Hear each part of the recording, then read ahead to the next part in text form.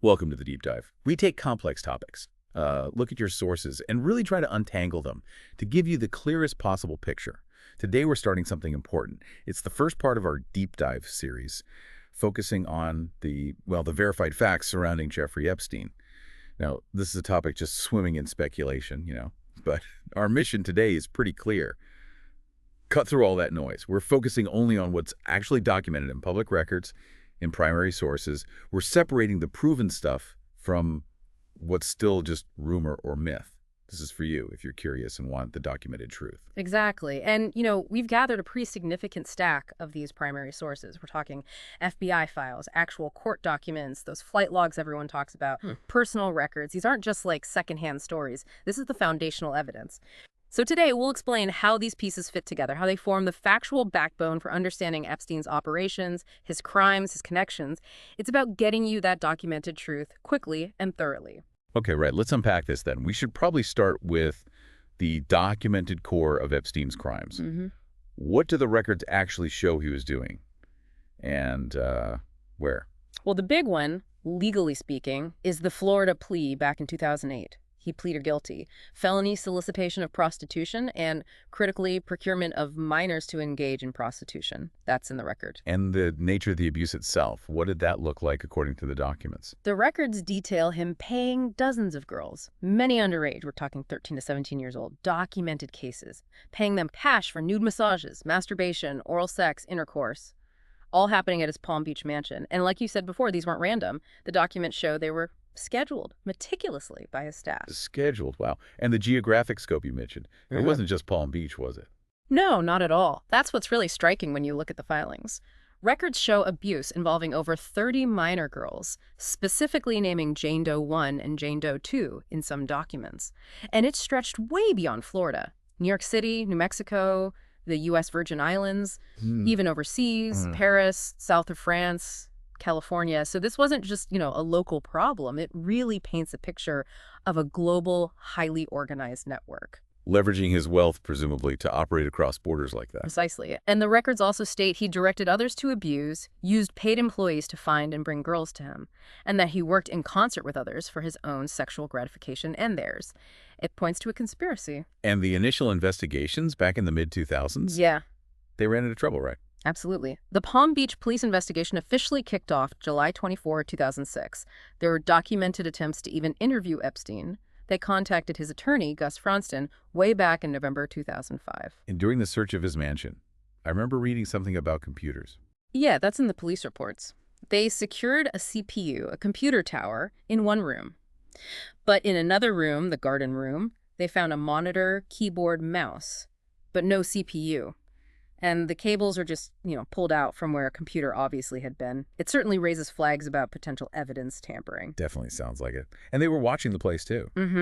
Surveillance logs noted different cars coming and going, a red Explorer, green Explorer, gray Altima, white Ford truck, black Mercedes. And they were digging into phone records. Subpoenas went out for numbers connected to his associates, like Sarah Kellen. They managed to link specific numbers, like Haley Robson's, to a victim who was brought to the Epstein house to, quote, work. It shows how they were trying to map the network. So these records, the police reports, the subpoenas, they start building that factual picture. Exactly. And that brings us to the primary sources that really form the bedrock for this whole deep dive. Let's talk about those flight logs first. They get a lot of attention. Right, Ghislaine Maxwell's initials. GM. They appear over 300 times on the logs from Epstein's private planes. Over 300. That frequency alone, it just flags her as this constant presence. It underscores how deeply involved she likely was operationally. And other notable passengers are listed too. Yes. The logs document passengers like President Trump and his family on some flights. That's documented. But what's also interesting is what's missing sometimes. Virginia Giuffre's travel records, for example, were found to be incomplete in some court filings. Like, there was no record of how she supposedly got to Addison, Texas, or how she got back to Palm Beach from Pine Bluff, Arkansas. Even though Epstein's plane was recorded making other related trips, those gaps are interesting. Okay, so flight logs give one angle. What about the Black Book? That's another thing that gets thrown around a lot. Right, the Black Book. Huge speculation around that. But, an official FBI memo, fairly recently unsealed, confirms it's basically a contact book. It's not a client list for blackmail, despite all the theories. That's a key distinction based on that FBI source. But it does show connections, right? Influential people. Oh, definitely. It lists connections, like former Lazard employees Roger Barnett, Eva Lorenzardi, Todd Meister, and Todd Meister's father, Robert Meister, that's reportedly who introduced Epstein to Les Wexner. Ah, the Wexner connection. That seems really significant in Epstein's rise. It absolutely was, according to the timelines.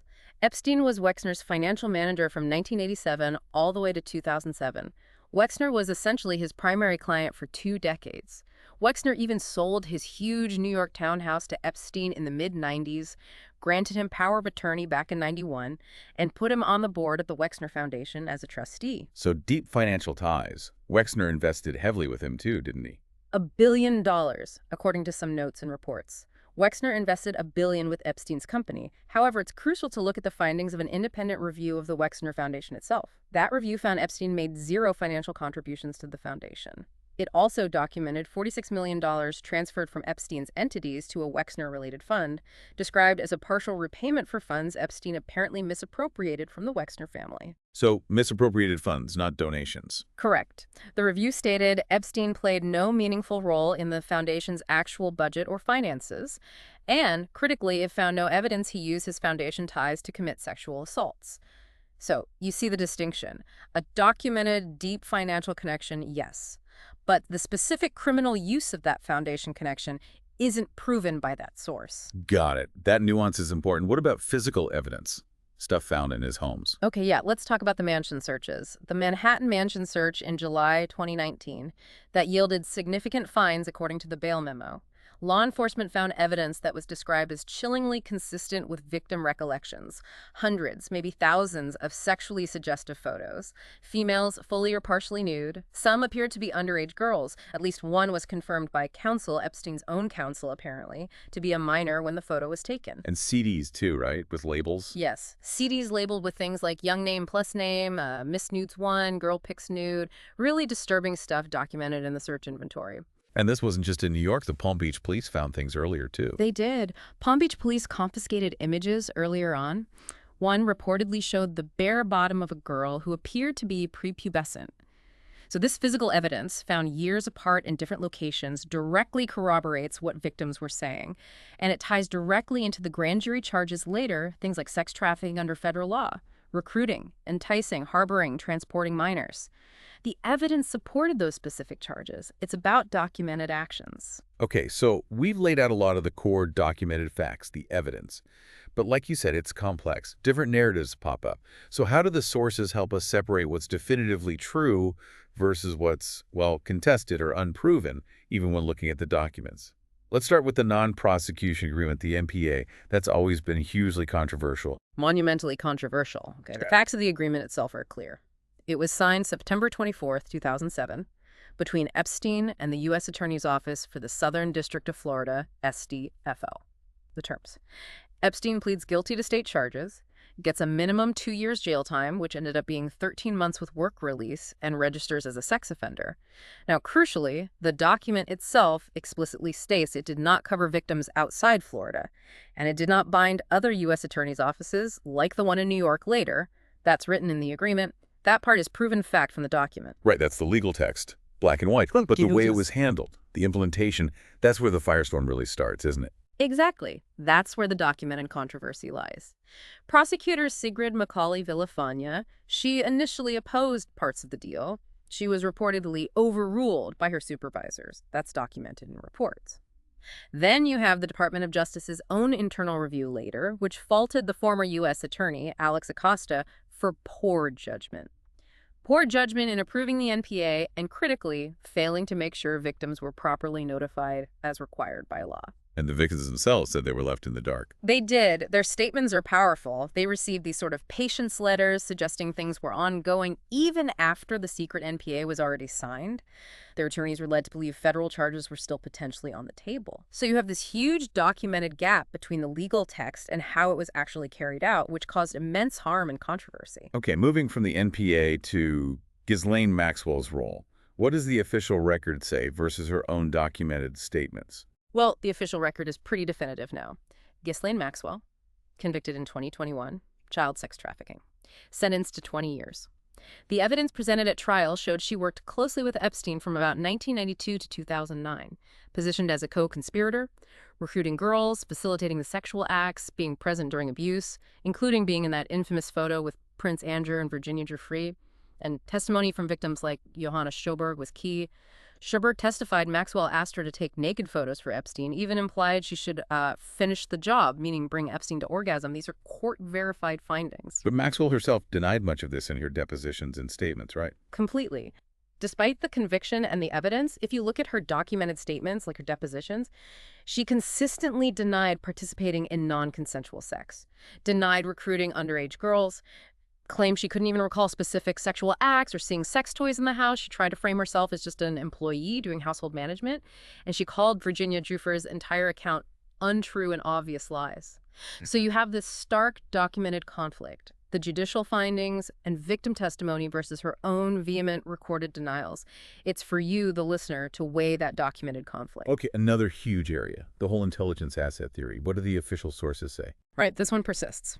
Okay, the FBI conducted a systematic review. Recent memos detailing this review state clearly. They found no credible evidence Epstein was blackmailing prominent people, no incriminating client list used for that purpose, no evidence to even start an investigation against other uncharged people related to his crimes, and, crucially for this theory, no evidence he was an intelligence asset for any agency. Plus, you have figures like the former Israeli Prime Minister Naftali Bennett categorically denying Epstein worked for Mossad. So official sources are pretty firm on this point. No evidence. But the theory doesn't just vanish, does it? What fuels it? Are there other documented claims floating around? It definitely persists. Part of the fuel comes from documented, though sometimes second-hand claims, like that alleged statement by Alex Acosta during his vetting for labor secretary. He supposedly said he was told that Epstein belonged to intelligence and to leave it alone.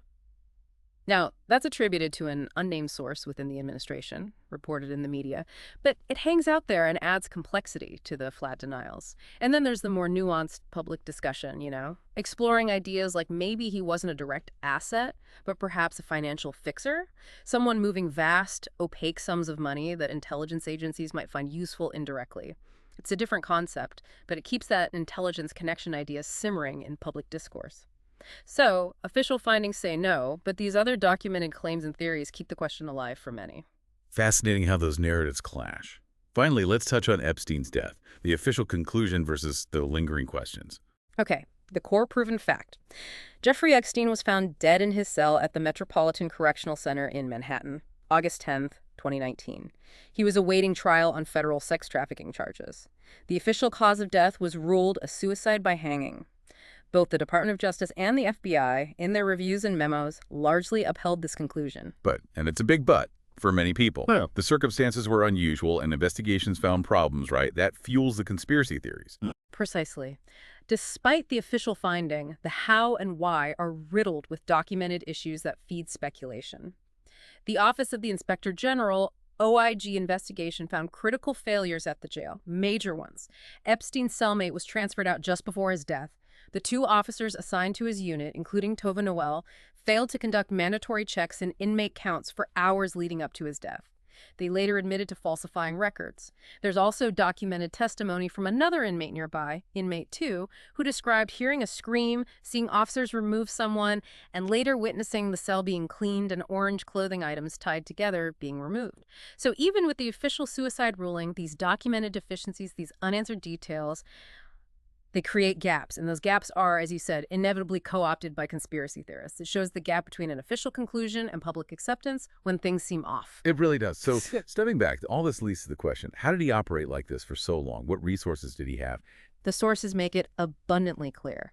Vast, almost unimaginable wealth. He had at least 6 known residences. 2 in the U.S. Virgin Islands, one being his infamous private island, Little St. James, plus homes in Palm Beach, Florida, Paris, France, New York City, and Stanley, New Mexico.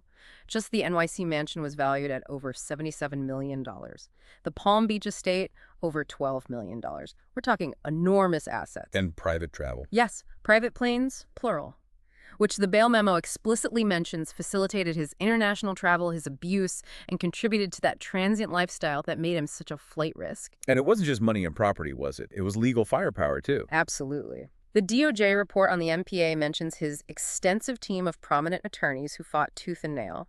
His defense was described literally as a many million dollars defense. Combine that legal muscle with his documented connections to powerful people, politicians, celebrities, financiers listed in his contacts, and you see how he could build this kind of insulation. It's a stark example of how immense resources can, for a time anyway, seem to shield someone from consequences. So wrapping up this first part, what's the takeaway for you, the listener? We've laid out the documented facts, the crimes, the operations, the controversial MPA. We've also looked at how some claims are pretty much debunked by sources, while others remain deeply contested, with conflicting accounts right there in the records. Yeah, and the key thing here is that knowledge is most powerful when you understand how we know it. This deep dive, grounded in actual legal documents, FBI files, official reports, it gives you that concrete foundation. It really highlights why it's so important for you to scrutinize information, understand the nuances, see how facts can be presented, challenged, maybe even obscured, even within formal records. It lets you form your own informed view. And this really is just the beginning of our deep dive series on Epstein. We've only scratched the surface of the documents, but maybe leave this first part with this thought. In a world just flooded with information, how do we actually get to the truth? Especially when even the official records, the primary sources, can be incomplete or contested or just shadowed by controversy. It leaves these gaps, right? And speculation rushes in to fill them. What does that really tell us about finding truth in these huge, complex cases? Stick with us as we keep digging into the documented details in the next parts of this series.